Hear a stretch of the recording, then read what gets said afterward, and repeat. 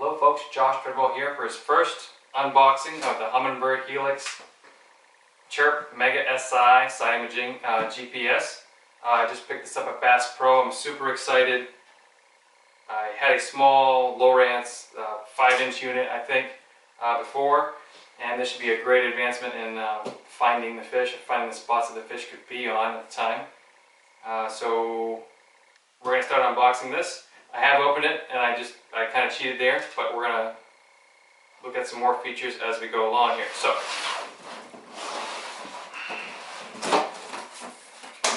open that. And we're going to pull out this top tray here. Going to look at some features. So we have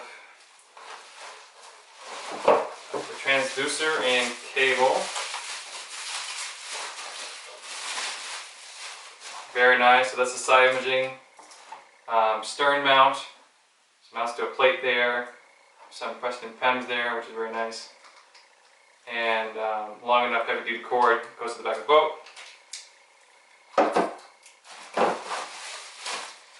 And aluminum.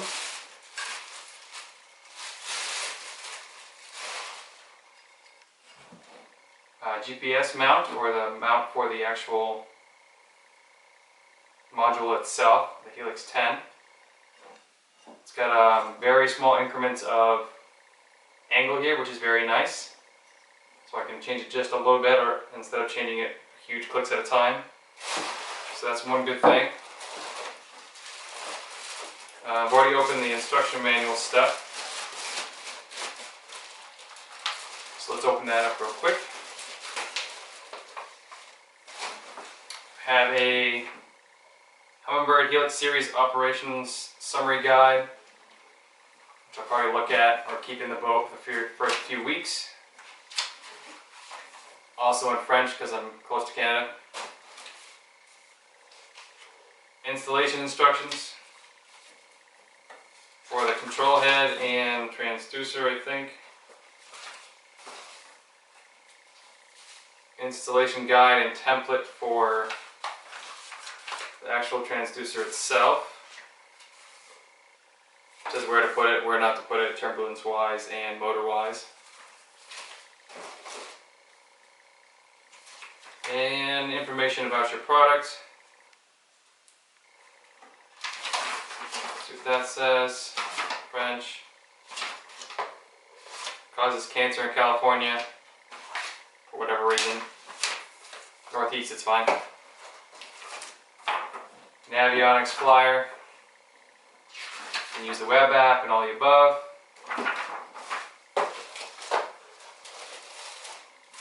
Instructional DVD, very simple. I already watched it already. It's probably 10 or 12 different sections you can look at. It goes over each step individually. Probably a lot easier than I think it's going to be.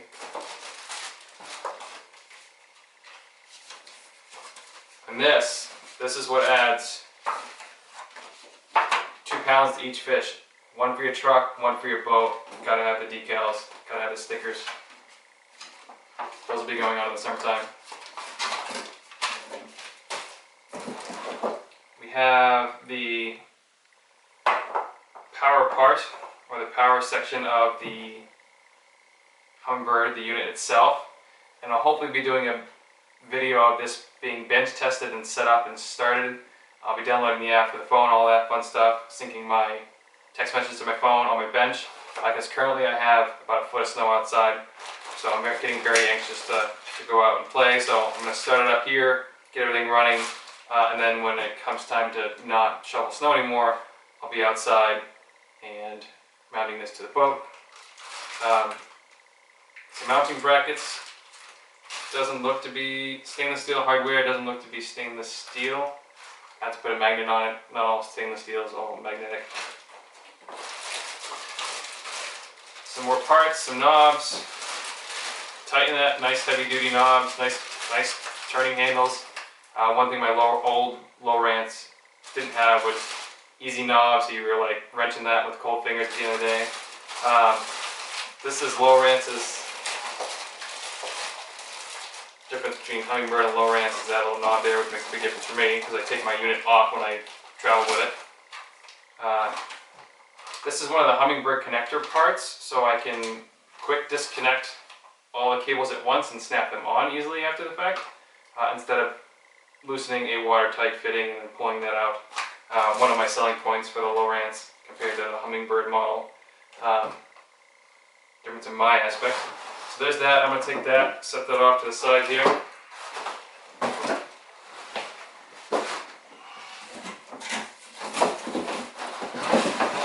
And now this is the side imaging model. It was about $1,700 from Bass Pro Shop.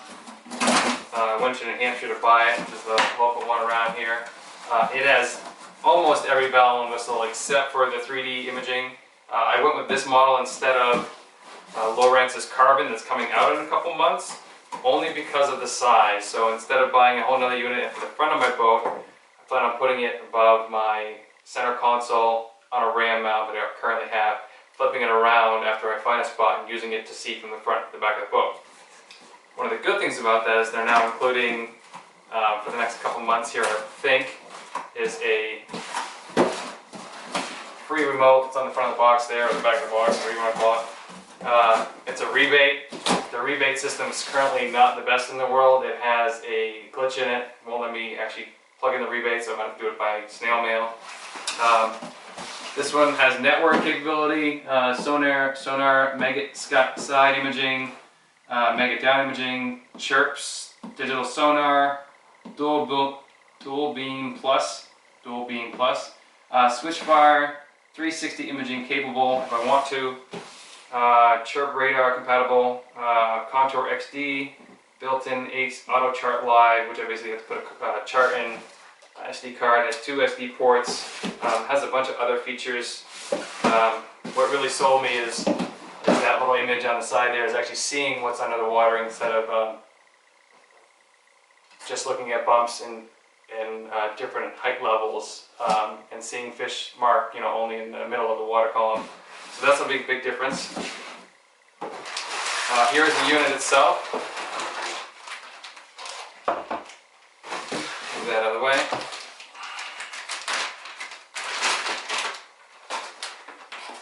Nice big rubber cover. Not a big snap in. I don't know if it'll blow off at 70 miles an hour on the highway. Look at the size of that screen. I don't have very big hands, but that's a huge screen. It is not touch screen, which is okay. I figure I'm going to have gloves on that aren't touch sensitive most of the time. Gloves, cold hands, fish slime all over my hands at any given point. And I know I used to be able to text better with a push button instead of a touch screen when I'm going 60 miles an hour or 35 in my case in my bass boat, controlling everything. So here's all the buttons, power, and I have the SD card port right here. I haven't figured out how to open that, and there we go. Right there, all waterproof. Snap that in. So the next part is I'm going to bench test it and start it up. Here I'm bench testing the Humminbird Helix 10 with its side imaging and the network capability. Here's the manual for it, and I'll show you the box one more time. There's the box. I have a GoPro set up here to do a enclosed screenshot up. And I've just already plugged it in, just try it real quick, remove the cover, have removed the plastic yet, not until I'm done installing it. If you don't plug in the back, so the ports are standardized, you can't plug it in backwards, which is very nice.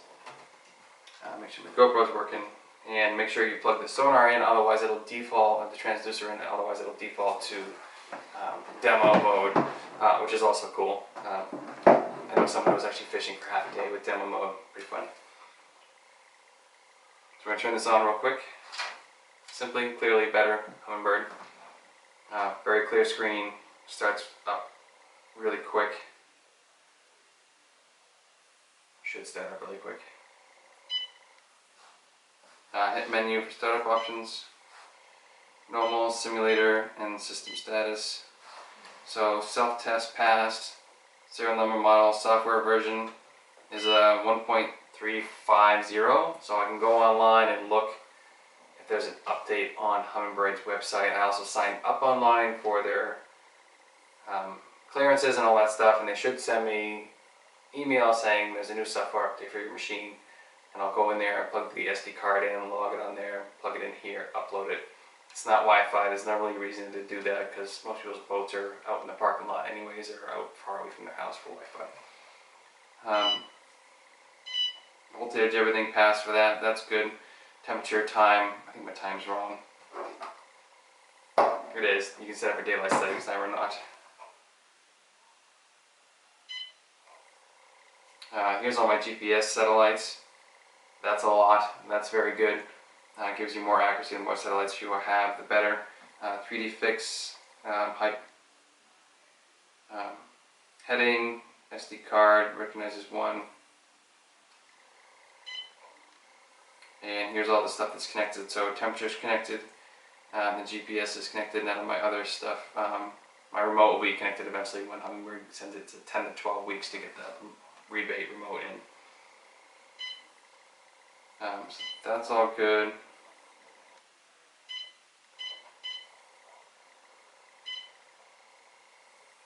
Back to menu, let's see if I can back out of this.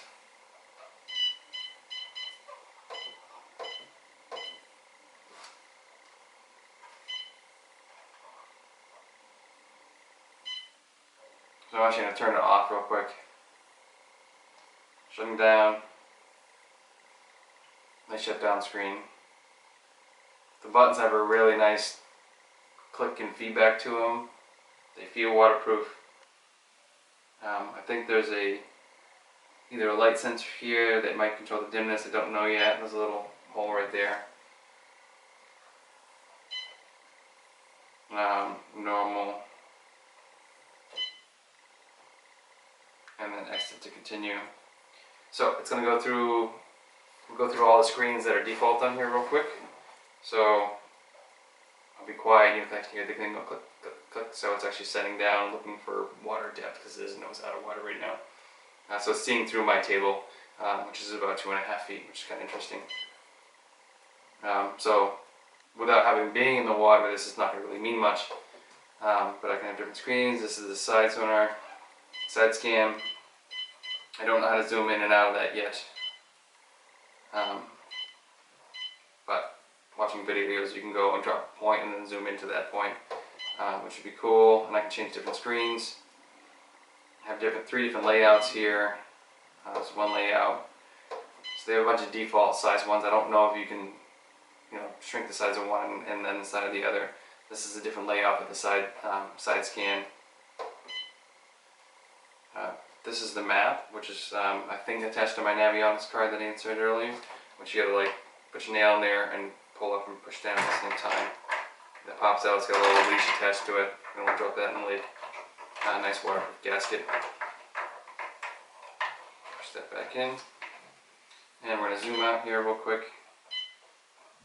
Figure out where I am. So I'm about 28 minutes from Lake Champlain. So let's zoom over real quick. This before would have taken forever on my last GPS, my Lowrance older unit. And then I'm going to zoom in. So gradient lines are every 1 foot increments, which is very nice. I think this is pulling off the unit itself. None of my other marks are on there. Mark some fish in there. So let me show you one of the places that I go to. It's called Malice Bay in Lake Champlain. If you follow me on NPS or National ProStaff, you'll see one of my recent posts from this fall was here. And this is Bruno's Reef. Some people thought it was a hole, but it's not. It's vice versa because you just look at it real quick. It's a mountain and there's fish on top, and I cut a big pike off of that. Throw it in a tube and some other fish, so a really nice spot. Show your heading, a bunch of other features in here. Your horizon setting, which will make more sense, so it actually kind of lays the map down. So you can see heading across. You can actually do an overlay of trees from Google Earth on here. I haven't figured that out yet. I'll probably do that when I actually get out in the water and actually move around and see what's moving. More horizon map. Another thing, you can have up to 3 presets, so I've already set one preset. So it's going to go to my default, which is map and side scan at 100 feet left and right. So that's pretty cool. Connections are very nice. All that settings are very nice. Buttons are fairly simple. Check mark, I haven't really figured that part out yet. Zoom in and out seems to work very well. I haven't figured out how to side scan even further away. That'll make more sense when I'm on the water.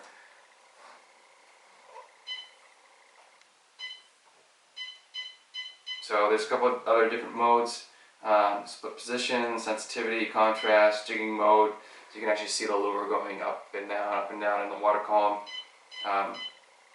Chart speed, sonar colors, side imaging colors. It's got all sorts of modes, and unless I'm out there playing with them, I don't really know what to look for yet. All my chirp settings, imaging switch fire, fish ID. This does everything but catch the fish for you at this point. Navigation, chart aids, all that fun stuff. Auto chart live, where I can actually map the bottom of the lake bed, finding the spot on the spot. And I can change user modes, miles per hour, trip logs, save more points than I could before. So there's a brief overview. I'm going to do an installation video once a foot of snow finally melts and I have a couple nice days to work on the boat and get that all set up and put this on my RAM mount on my fast tracker. And then I'll do a first run on the lake video and try to mess with every setting possible. Probably to the point where I need to like factory reset it and then start all over again. Alright, so like the link below. Follow me on National ProStaff. If you haven't joined there before, join that. It's really cool. It's just fishing. There's no sob stories like Facebook. It's just fishing. It's the way to go. So, like it below. Follow me. I'll have more videos coming up.